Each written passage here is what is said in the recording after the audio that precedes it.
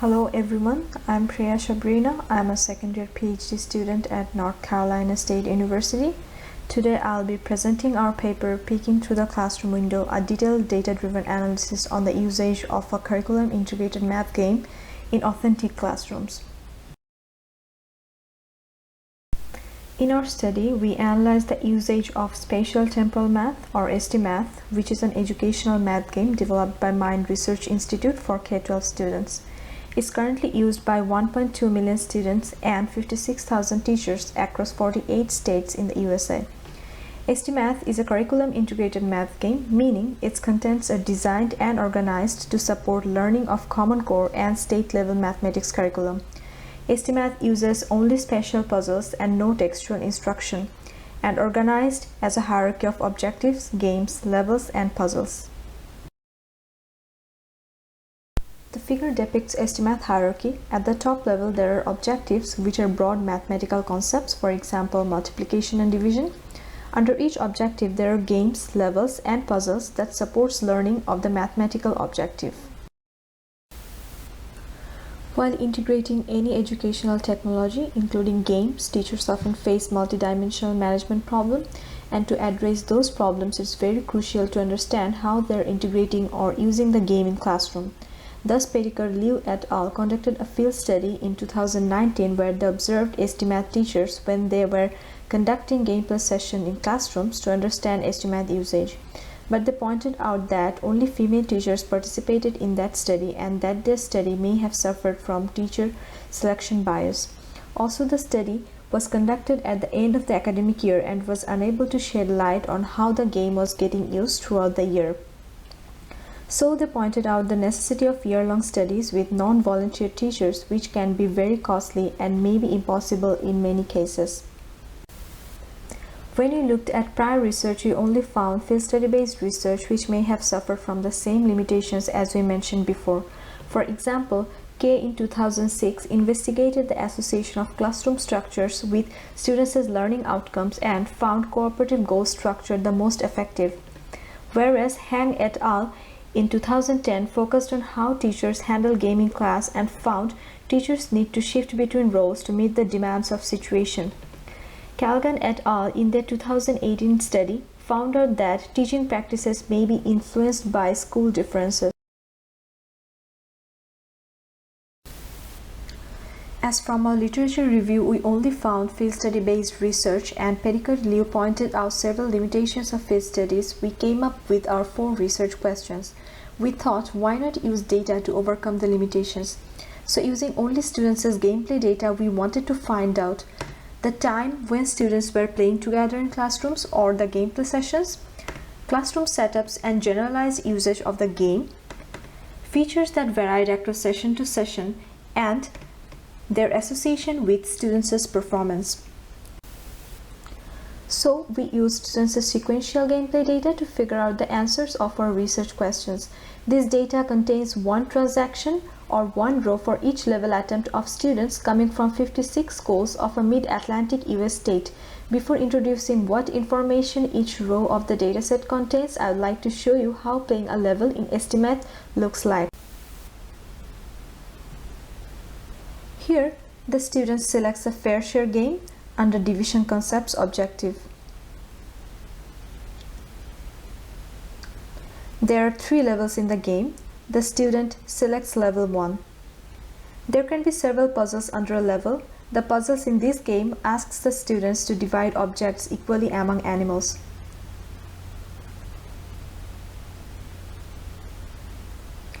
The student successfully passed the first puzzle.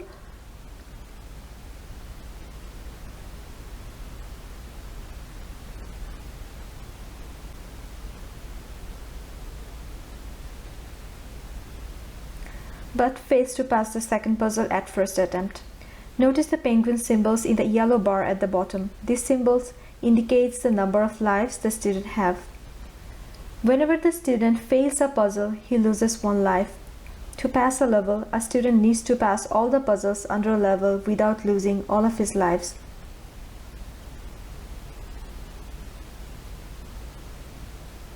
The student successfully passed the last puzzle in the level at first attempt.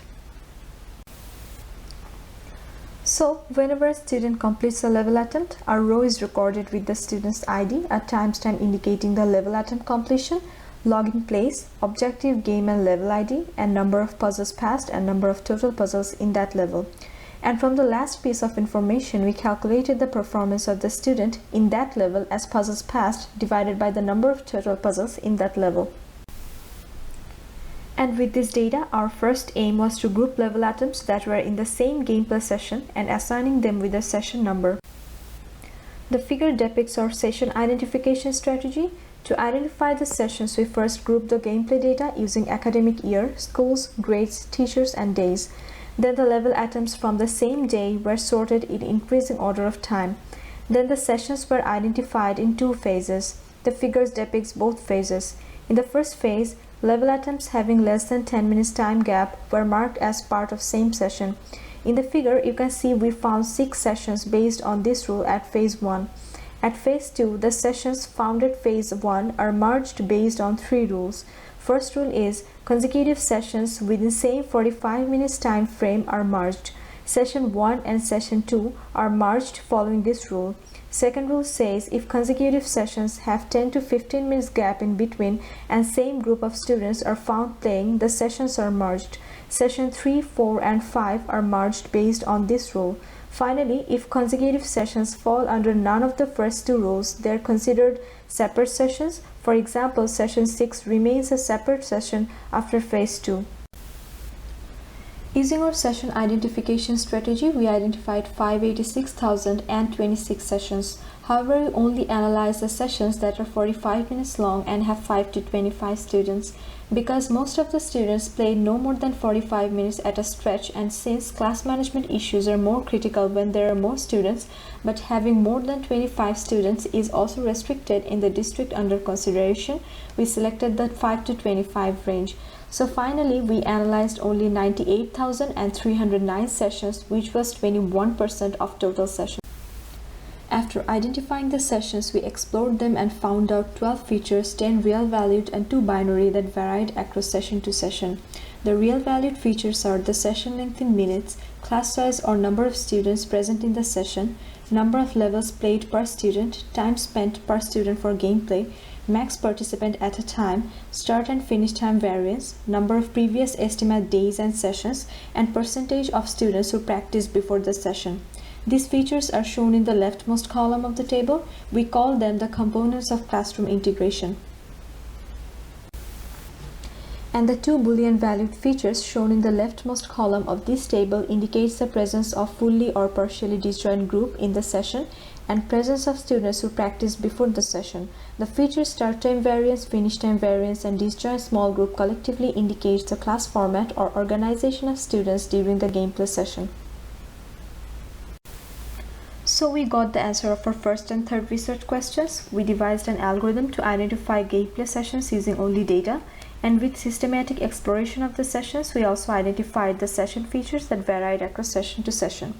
After identifying the session features based on the cutoff values for each feature, we removed outliers and finally obtained 83,658 sessions and conducted 2 studies on these identified sessions to come up with an answer for our second and fourth research question. In the first study, we identified the class formats, which is the organization of students during a gameplay session from teachers' perspectives, and year-round usage of STMath. Pettigrew Liu observed 3 different class formats in real-life STMath classrooms. We aim to find class formats defined based on those observed by Pettigrew Liu et al. The first observed class format was lab sitting, where a student goes to lab and start and end playing around the same time. Based on this format, we define low variance start-end time session where students start and end times vary no more than 5 minutes. The figure shows an example of this format where x-axis shows the time and y-axis shows students. Each horizontal row of dots indicates level attempts of one student. Here each student starts playing at a time between the green circle dots, and the difference between the dots are less than 5 minutes. Similarly, each of the students finished playing at a time between the red circle dots, and the difference between the dots is again less than 5 minutes. The second format is free sitting, where the student can move around the classroom, thus their start and end times can vary wildly. Based on this format, we define high-variance start-end times format where students' start and end times can vary more than 5 minutes. In the figure, the green and red circles hold their meaning, and we can see that the students' start and end times vary by around 15 minutes. The last observed format is small group rotation format, which is based on pedicured loose rotation sitting where fully or partially disjoint groups play one after another. In the figure, we can see 3 different groups of students played one after another, and each group played for around 15 minutes. When we marked each session with one of our defined class formats, we saw that most of the sessions were conducted in high-variance start-end time session format. The average class size and class length in this format were higher than those in the other 2 formats. The values are marked by blue in the 3rd column from the left. However, the highest average performance was observed in low-variance start-end time session format, which is marked green in the 2nd row. We also summarized the sessions from teacher's perspective, and we observed that each teacher assisted 21 students in average per academic year, but they conduct gameplay sessions with only 9 students in average, which is almost 50% of total students. And at max, 77% of the participants were found to play at the same time at some point in the session. The values are marked red in the table. This can be potentially indicative of insufficient technical resources in classrooms, which prevented the teachers to engage all the students at the same time in the gameplay. To shed light on the year-round usage of STMath, we plotted count of gameplays on each day of a week for each month in the 2014-15 academic year in a grade 1 classroom. The number of peaks in the plots indicates number of days per week when students had a gameplay session. We observed for September and July there were no gameplays. From October to April, the students played 1 to 2 times per week, but at the end of the academic year is that in May and June, they played almost every day. So, to address our research question 2, we identified class formats for each session, summarized the sessions from teacher's perspective, and shed light on year-long usage of STMath. Our key observations were: most of the time, high-variance start-finish times format was adopted when low-variance start-finish time session had the highest average performance. Teachers didn't engage all students in gameplay at the same time, which can be potentially indicative of insufficient technical resources. And gameplay sessions were not distributed evenly throughout the year. Students played more at the end of the academic year.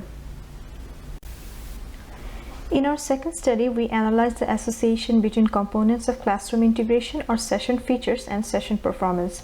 To do so, we generated several machine learning models with the 12 components of classroom integration as features and session performance as the target variable. Our goal was to identify those features that have an impact on session performance and need careful tailoring while designing a gameplay session. To identify the association, we explored session performance as both continuous and binary variable. We generated both linear and nonlinear machine learning models to identify the type of association between the session features and performance. To model session performance as continuous variable with the session features, we used one linear mixed effect model, mixed effect linear regression or MELR, and one nonlinear mixed effect model, mixed effect random forest or MERF. Both models take those variables as random effect that establish clusters in the data and eliminate their impact from the generated models. In our case, the random effect variables were grade, teacher ID, student groups, and gameplay contents. Both of the models learn the parameters of a function of the form y equals to fx plus biz plus e. However, fx is linear for MELR and non-linear for MERF. To get the importance of the features in the MELR model, we observe the p-values obtained from the model. P-value less than 0.05 indicates significant association. In the figure, we can see that based on the p-values, all features except number of previous sessions and estimate days and class size were important in the model. From MERF, to get the feature importance, we used percentage increase in mean squared error or MSE as the metric. The higher the value of this metric, the higher the importance of this feature. In the figure, we can see that based on this matrix, gameplay duration, number of level attempts, maximum fraction of students who played at the same time, presence of students who practiced before, and fraction of such students were identified as important features by MERF. To explore session performance as binary variable, we introduced a new variable, performance rank. The instances for which session performance is below 0.7, performance rank is 0 and 1 otherwise. Then we generated 4 binary prediction models with performance rank as the target variable. We use logistic regression as linear binary predictor and 3 random forest models with averaging, adaptive boosting, and gradient boosting as nonlinear binary predictors. The random forest models perform better than the linear logistic regression model, which indicates that the features are non-linearly associated with performance. Also notice that in the random forest models, the recall for performance rank 1 was moderate, but for performance rank 0, the recall is poor. For the models, which indicates the session features are not really associated with poor performance but may help students perform better if tailored carefully. Since our aim was not to generate perfect predictive models but to identify features that have an impact on session performance, we extracted rankings from the 4 binary predictors for each of the features and plotted the sum of the rankings. Here, the lower the sum, the higher the importance. From the figure, we can see that gameplay duration and number of level attempts have the lowest ranking. Recall that the MELR and MERF models also agreed on the impact of these 2 features, whereas the 6 models do not agree on the impact of any other feature.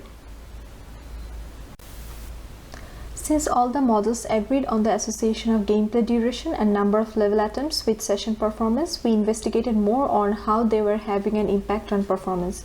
We plotted smooth curves of performance against these 2 features as shown in the figure. In the first figure, we can see that performance increases as gameplay duration increases but becomes flat after 10 minutes of gameplay.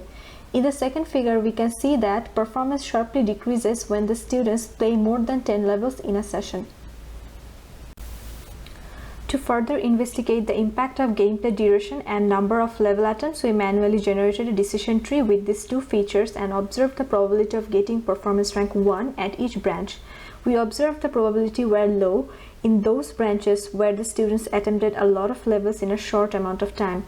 The leaves of these branches are marked red. We also observed the probability of getting performance rank 1 is higher when the student played 5 to 10 levels in 5 to 10 minutes or played more than 10 levels in more than 10 minutes. These branches are marked green. This is indicative of the fact that the students perform well when they're given sufficient amount of time to play. Additionally, we also observed the impact of features that were marked important by at least one of the models. We observed that lowest performance in a session increases with start and finish time variance, class size, and number of previous estimate days and sessions. This can potentially indicative of the fact that weaker students perform better in high variance start-finish times format. Moreover, since number of previous estimate days and sessions increases as the semester progresses, increase in the lowest performance in a session with these features indicates weaker students improve throughout the semester. Our research question 4 aimed to find out the features that have an impact on session performance. From the observations obtained from study 2, we identified gameplay duration and number of level attempts are highly associated with session performance. We observed that students perform well when the number of levels is moderate in comparison to the gameplay duration. Additionally, we also observed trends that indicates weaker students perform better in high variance start-finish time session and improve gradually throughout the semester.